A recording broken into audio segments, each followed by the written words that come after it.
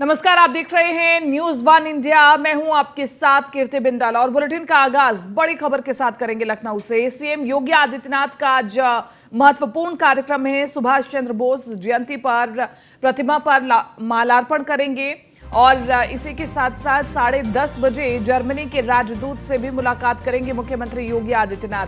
11:30 बजे उन्नाव लखनऊ के जनप्रतिनिधियों से मिलेंगे। दोपहर 4 बजे महिंद्रा ग्रुप के चेयरमैन से मुलाकात करेंगे। तो इस वक्त की बड़ी खबर हम आपको बता रहे हैं। मुख्यमंत्री योगी आदित्यनाथ का आज महत्वपूर्ण कार्यक्रम है। दोपहर 4 बजे महिंद्रा ग्रुप के चेयरमैन से मुलाकात करेंगे और सीएम योगी आदित्यनाथ का आज महत्वपूर्ण कार्यक्रम सुभाष चंद्र बोस जयंती पर प्रतिमा पर माल्यार्पण करेंगे मुख्यमंत्री योगी आदित्यनाथ और तकरीबन 10:30 बजे जर्मनी के राजदूत से मुलाकात करेंगे। 11:30 बजे उन्नाव लखनऊ के जनप्रतिनिधियों से मिलेंगे। दोपहर 4 बजे महिंद्रा ग्रुप के चेयरमैन से मुलाकात करेंगे।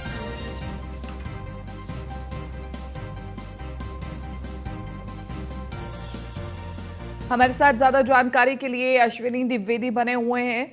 अश्विनी, आज बहुत महत्वपूर्ण कार्यक्रम है मुख्यमंत्री योगी आदित्यनाथ का। सुभाष चंद्र बोस की जयंती है, उनकी प्रतिमा पर माल्यार्पण करेंगे। इसके अलावा भी कई महत्वपूर्ण कार्यक्रम। बिल्कुल, मुख्यमंत्री योगी आदित्यनाथ के आज तमाम मुख्य कार्यक्रम, विशेष कार्यक्रम लगे हुए हैं। सब पूरा दिन व्यस्ततम कार्यक्रम है, जिसमें सबसे पहला जो कार्यक्रम है वो 9:30 बजे है, जिसमें नेता सुभाष चंद्र बोस हैं, उनकी जयंती। उस अवसर पर मुख्यमंत्री जो हैं सुभाष चंद्र बोस जी की प्रतिमा पर माल्यार्पण करेंगे। ये पूरा कार्यक्रम परिवर्तन चौक पे होगा। उसके बाद दूसरा जो कार्यक्रम है वो जो है 10:30 बजे है, जिसमें जर्मन के आज जो राजदूत हैं उनसे मुलाकात करेंगे, क्योंकि अभी हाल ही देखा जा रहा है कि अगले महीने ही ग्लोबल इन्वेस्टर समिट होनी है, साथ ही साथ G20 सम्मेलन होना है। तो ऐसे में उससे ठीक पहले तमाम देशों के दौरे भी भारतीय उत्तर प्रदेश की सरकार के मंत्रियों ने किए थे, अधिकारियों ने किए थे। कहीं ना कहीं उसके बाद तमाम देशों के जो राजदूत हैं वो इस कार्यक्रम में शामिल होंगे। तो इसी क्रम में इसको भी देखा जा रहा है कि उत्तर प्रदेश के बढ़ते भविष्य को देखते हुए कहीं ना कहीं तमाम विदेशी जो सरकारें हैं वो चाह रही हैं कि उत्तर प्रदेश के अंदर उनका निवेश होने पाए। साथ ही साथ लगातार मुख्यमंत्री भी प्रयास कर रहे हैं इसको लेकर के। उसके बाद तीसरा जो बड़ा कार्यक्रम मुख्यमंत्री का है वो है 11:30 बजे, जिसमें वो लखनऊ मंडल के अंतर्गत आने उन्नाव, हरदोई और लखनऊ के जो जनप्रतिनिधि हैं उनके साथ बैठक करेंगे, मुलाकात करेंगे। उनसे कहीं ना कहीं उनकी समीक्षा तरीके से करेंगे कि क्या हालात हैं 2024 को लेकर के तहत, क्या तैयारियां हैं, साथ ही साथ विकास की योजनाएं चल रही हैं वो बेहतर ढंग से चल रही कि नहीं चल रही, अधिकारी बेहतर काम कर पा रहे कि नहीं कर पा रहे। साथ ही साथ इस पर देखा गया कि जनप्रतिनिधियों के साथ जब मुलाकात करते हैं मुख्यमंत्री तो सीधे तौर पर उनसे कहते हैं कि उनके क्षेत्र में जो विकास की योजनाएं हैं, विकास का जो खाका है वो तैयार करके शासन को दें।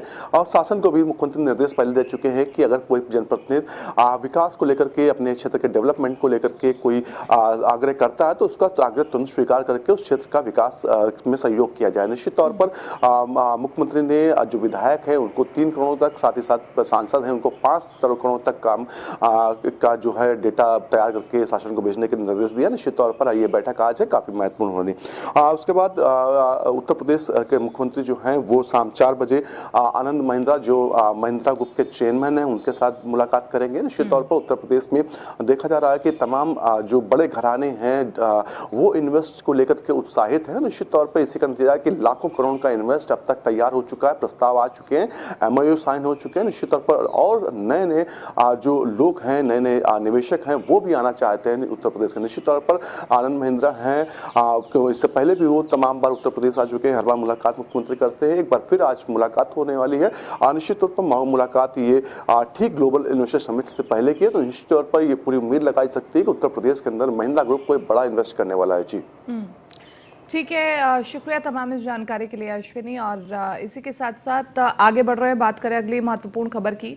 निकाय चुनाव पर सुप्रीम कोर्ट के रोक के बाद कोर्ट के निर्देश पर सेवानिवृत्त न्यायमूर्ति राम अवतार सिंह के नेतृत्व में गठित पिछड़ा आयोग समिति की टीम सिद्धार्थनगर जिले में पहुंची। कलेक्ट्रेट सभागार आयोजित इस बैठक में जिले के सभी निकायों के सदस्यों समेत संबंधित अधिकारियों ने हिस्सा लिया। निकाय के सदस्यों ने आरक्षण को लेकर अपनी सारी परेशानियों से आयोग के सदस्यों को रखा और जिसके बाद पिछड़ा आयोग के अध्यक्ष सेवानिवृत्त न्यायमूर्ति राम अवतार सिंह ने कहा कि यहां पर पिछड़े वर्ग की भागीदारी काफी अच्छी है। यहां पर आरक्षण को हमें कोई भी कमी नजर नहीं आई है, लोग भी संतुष्ट हैं। गठन इसलिए किया गया 27 तारीख को दिसंबर को एक जजमेंट हुआ हाई कोर्ट से। उसमें हाई कोर्ट में ये जजमेंट हो गया कि चूंकि इन्होंने ये आपका आयोग नहीं गठित किया था, बैकवर्ड की पोजीशन पता नहीं की और इलेक्शन डिक्लेयर कर दिया, तो उसको उसकी वजह से वो इनके रिट पिटीशन जो भी पब्लिक के थे अलाउ हो गया और ये होल्ड कर दिया सुप्रीम कोर्ट ने, हाई कोर्ट ने, कि जो बैकवर्ड की सीटें हैं उनको जनरल ट्रीट करके और इलेक्शन करा दिया जाए। तो उसके खिलाफ राज्य सरकार सुप्रीम कोर्ट ने स्टे कर दिया वो, और राज्य सरकार का कहना ये है कि बिना ओबीसी के रिजर्वेशन के इलेक्शन नहीं किया जा सकता। यही सुप्रीम कोर्ट में कहा गया कि राज्य सरकार की ओर से। बुलंदशहर में आगामी त्योहारों के मद्देनजर शिकारपुर सीओ व शिकारपुर कोतवाली प्रभारी निरीक्षक प्रेमचंद शर्मा ने पुलिस बल के साथ शहर में पैदल मार्च किया और शिकारपुर पुलिस ने अर्धसैनिक बल व पुलिस फोर्स के साथ संवेदनशील और अति संवेदनशील क्षेत्रों में फ्लैग मार्च कर लोगों में सुरक्षा का विश्वास जताया। दंगा नियंत्रण उपकरणों के साथ जहांगीरबाद, चुंगी, खुर्जा अड्डा और मेन बाजार में सराफा बाजार एवं मुख्य चौराहों पर पैदल मार्च किया गया। पुलिस ने आमजन से वार्ता कर आपसी सद्भाव, शांति और सौहार्द बनाए रखने की अपील की।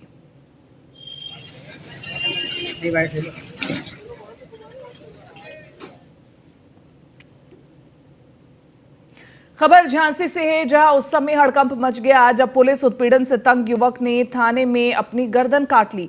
यहां पर बताया जा रहा है कि चोरी के आरोप में पूछताछ के लिए थाना लाए गए आरोपी ने थाने में अपनी गर्दन चाकू से काट ली। हालत बिगड़ने पर उसे पुलिस द्वारा मेडिकल कॉलेज में भर्ती कराया गया है, जिसकी हालत अभी गंभीर बताई जा रही है।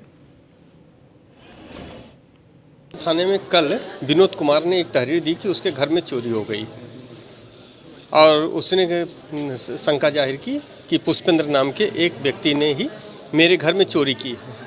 इस सूचना पे मतलब मुकदमा दर्ज करके आज पुष्पेंद्र को पूछताछ के लिए बुलाया गया था। पुष्पेंद्र अपने गांव के 2 लोग, जीवन और अंकित नाम के 2 लोगों के साथ थाने आया था।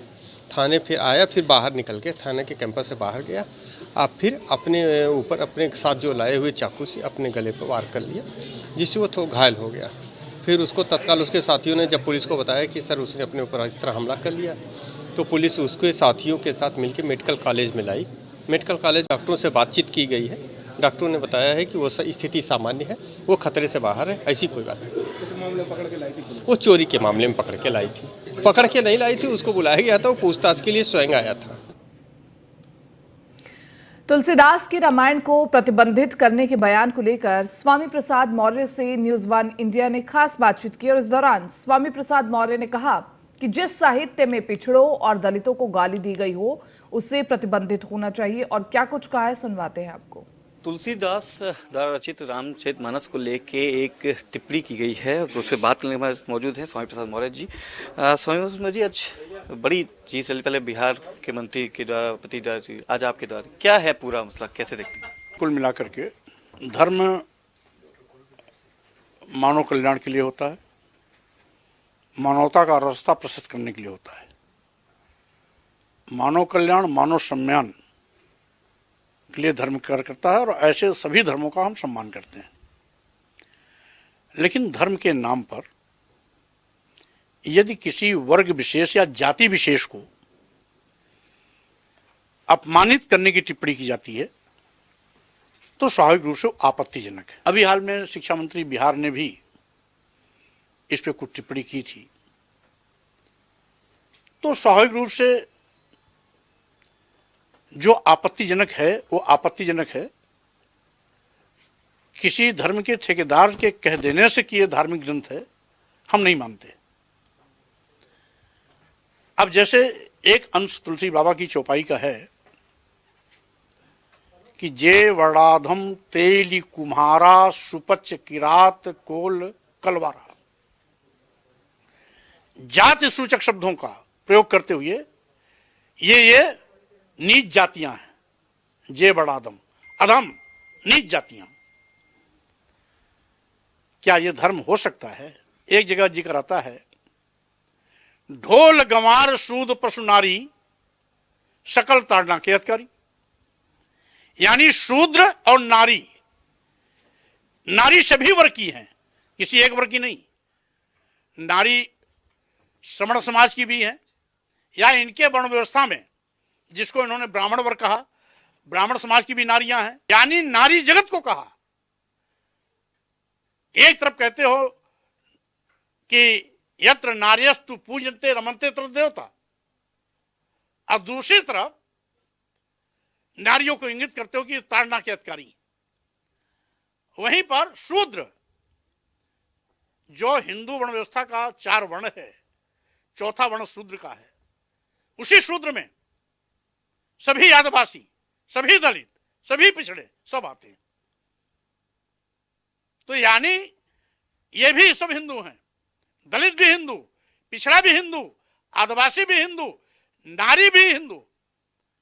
आप 95%, 50% सीधे पूरी आबादी की महिला हो गई, और पुरुषों में जो 50% शेष बचा, उसमें से 85% आदिवासी, दलित और पिछड़े हो गए। क्या हिंदू नहीं है? ये भी हिंदू हैं। तो कोई धर्म अपने मानने वालों को गाली नहीं देता है। अब धर्माचार्य इसकी स्पष्टीकरण देते हैं, अरे भाई वो ताड़ना का मतलब शिक्षा देने की बात आई है, लेकिन शायद धर्माचार्य भूल गए कि जिस समय तुलसीदास जी ने रामायण लिखी, उस समय फार्मूला लागू होता था, नारी शूद्रो न धीयताम, स्त्री शूद्रों को पढ़ने लिखने का अधिकार नहीं।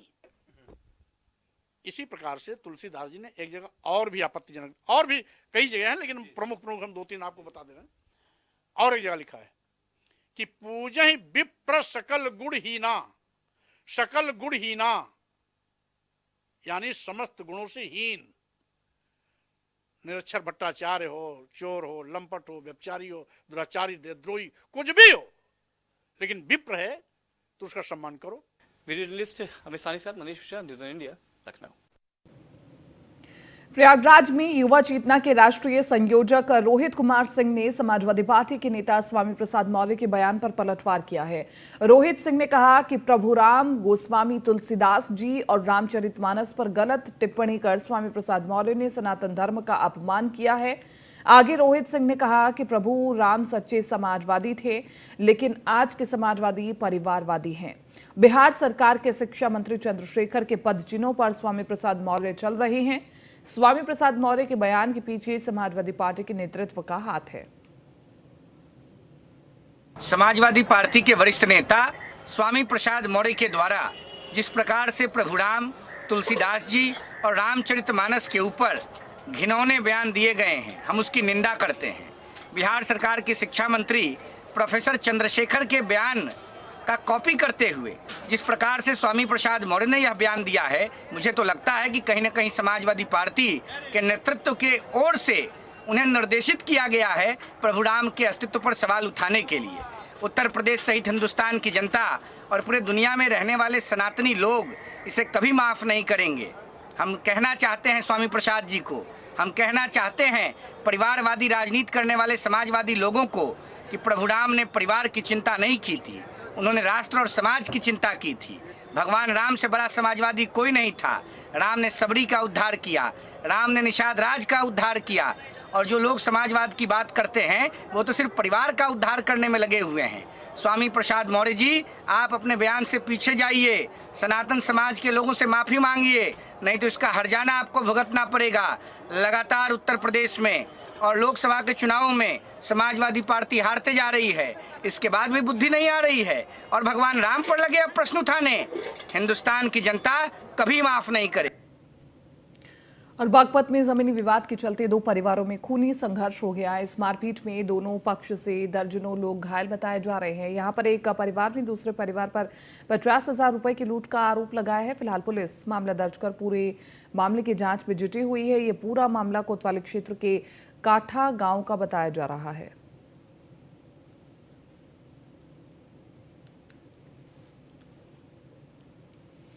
और अब खबर शामली से है, जहां पर एक युवक का शव मिलते ही हड़कंप मच गया। यहां पर बताया जा रहा है कि समीपवर्ती गांव के जंगल में गोली लगा अज्ञात व्यक्ति का शव पड़ा मिला, जिसकी सूचना होते ही ग्रामीणों में हड़कंप मच गया। फिलहाल सूचना पर पहुंची पुलिस ने शव को कब्जे में लेकर पोस्टमार्टम के लिए भेज पूरे मामले की जांच में पुलिस लगी हुई है।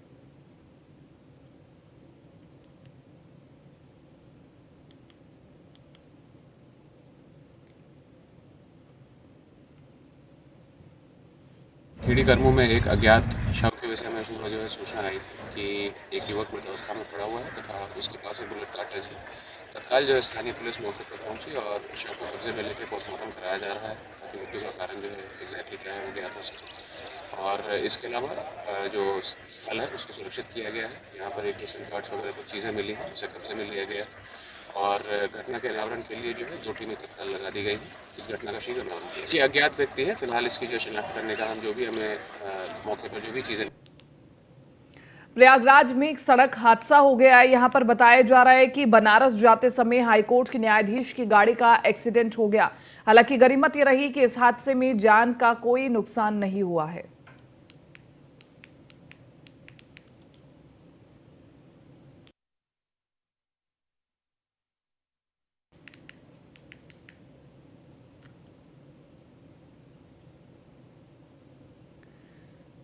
तो ये हम दुर्घटना की तस्वीर आपको दिखा रहे हैं। हाईकोर्ट के जज की गाड़ी का एक्सीडेंट हुआ। सड़क हादसे में बाल जज बच गए, लेकिन आप देख सकते हैं तस्वीर में हादसा बहुत ही ज़्यादा भीषण था। गाड़ी पूरी तरह से पलट गई।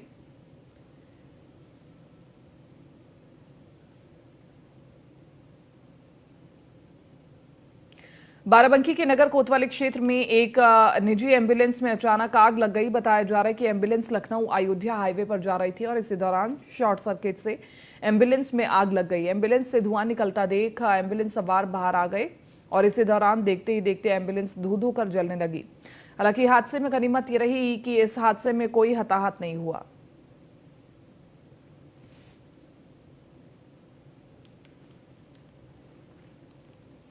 सीतापुर में संदिग्ध हालातों में प्रेमी जोड़े ने आत्महत्या कर ली, जिसकी सूचना होते ही क्षेत्र में हड़कंप मच गया।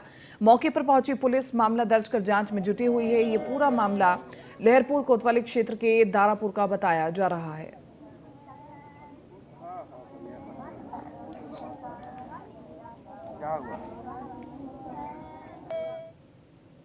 गाजियाबाद से दिल दहलाने वाली घटना सामने आई है और पत्नी के बॉयफ्रेंड के फरसे से किए 12 टुकड़े और शव बोरी में भरकर नदी किनारे फेंका गया। अक्षय को राजस्थान बुलाकर हत्या की गई।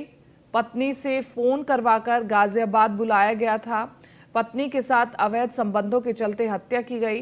पुलिस ने आरोपी को हिरासत में लिया है और खोड़ा थाना इलाके का बताया जा रहा है पूरा मामला।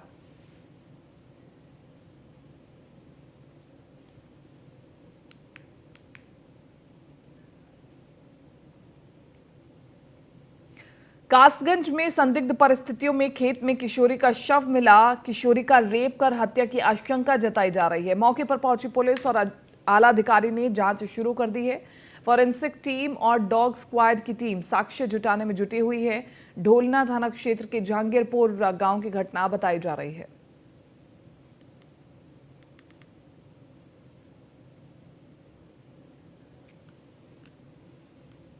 मैनपुरी में ट्रैक्टर पर बैठे किसान का संतुलन बिगड़ा। हादसे में किसान की मौत हो गई। आलू बेचकर घर लौट रहा था किसान। ट्रैक्टर पर बैठे किसान का संतुलन बिगड़ा। हादसे में किसान की मौत हो गई है।